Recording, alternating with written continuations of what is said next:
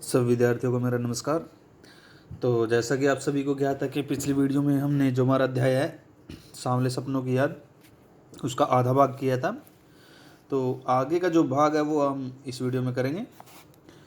तो यहाँ तक हमने कर लिया था। लेखक श्री कृष्ण के जीवन और उनकी लीलाओं को स्मरण करता है कि न जाने कब श्री कृष्ण ने वृंदावन में अपनी शरारतों से वहाँ के लोगों का मन मोह लिया था। माखन चुराकर तथा अपनी बांसुरी की मधुर ध्वनि से सबके मन को बांध लिया था। कब वे पेड़ों की गहन छांव में विश्राम करते थे, कब संपूर्ण वृंदावन उनकी बांसुरी की ध्वनि से संगीतमय हो गया था। आज भी वृंदावन में यमुना का सांवला पानी उन सब घटनाओं की याद दिला देता है। ऐसा लगता है कि कोई मधुर ध्वनि कानों में सुनाई देगी और कदम एकाएक रुक जाएंगे। वाटिका का माली जब सूरज ढलने पर सैलानियों को निर्देश देता है तो लगता है कि कहीं से वो आ जाएगा और वाटिका का संपूर्ण वातावरण बांसुरी के संगीत से गूंज उठेगा। लेखक पुनः बताता है कि सालिम अली एक दुबले पतले व्यक्ति थे। उनकी आयु 100 वर्ष होने में थोड़ी सी कम रह गई थी।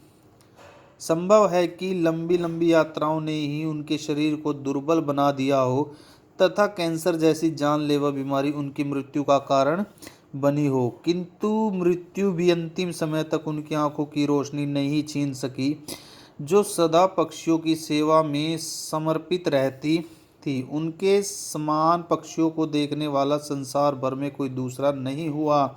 एकांत के क्षणों में वे बिना दूरबीन के ही पक्षियों को निहारा करते थे। क्षितिज को भी छूने वाली उनकी तीव्र दृष्टि में प्रकृति को भी अपने घेरे में बांध लेने का जादू था। वे प्रकृति से प्रभावित होने की अपेक्षा प्रकृति को ही प्रभावित करने वाले प्रभावशाली व्यक्तित्व के धनी थे।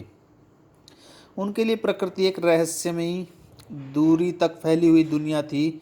उन्होंने बड़े प्रयास से यह दुनिया अपने लिए बनाई थी। इस दुनिया के निर्माण में उनकी पत्नी तहमीना का बहुत बड़ा सहयोग था।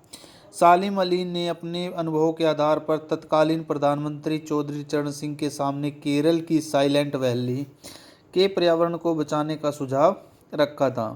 उसे सुनकर प्रधानमंत्री की आंखें भी नम हो गई थी। सालिम अली की मृत्यु के पश्चात ऐसा कोई नहीं है जो सौंधी माटी पर फसलों की रक्षा कर एक नए भारत का निर्माण करे और हिमालय व लद्दाख जैसी बर्फीली जमीन में रहने वाले पक्षियों की सुरक्षा की वकालत करे।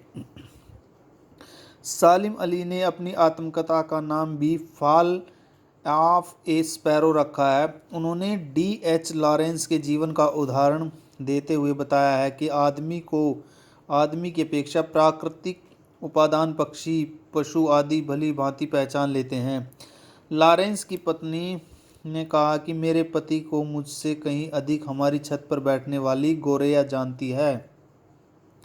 सालिम अली ने पक्षियों के प्रति प्रेम रखने और पक्षी वैज्ञानिक बनने के रहस्य को खोलते हुए बताया कि बचपन में उनकी एयरगन से नीलकंठ की गोरैया की मृत्यु ही इसका कारण है। वह गोरैया ही उन्हें खोज के नए नए रास्तों की ओर ले जाती रही है। वे जीवन की ऊंचाइयों को सदा ही छूने का प्रयत्न करते रहे। उन्होंने सदा ही साधारण और निष्पक्ष भाव से जीवन जिया है। सालिम अली प्रकृति की दुनिया में सागर के समान विशाल और अथाह व्यक्तित्व वाले इंसान थे। जो उन्हें भली भांति जानता और समझता है वह उनके मरने पर भी यही अनुभव करेगा कि वे अपनी दूरबीन को लटकाए और पक्षियों की नई खोज के साथ बस आते ही होंगे, किंतु मरा हुआ व्यक्ति कभी नहीं लौटता। तो ये सांवले सपनों की याद जो अध्याय हमारा उसका सार था। तो आगे की वीडियो में हम जो इसका अभ्यास के प्रश्न उत्तर है वो प्रारंभ करेंगे। तो सभी विद्यार्थी एक बार इसको अच्छे से याद करेंगे, स्मरण करेंगे। धन्यवाद।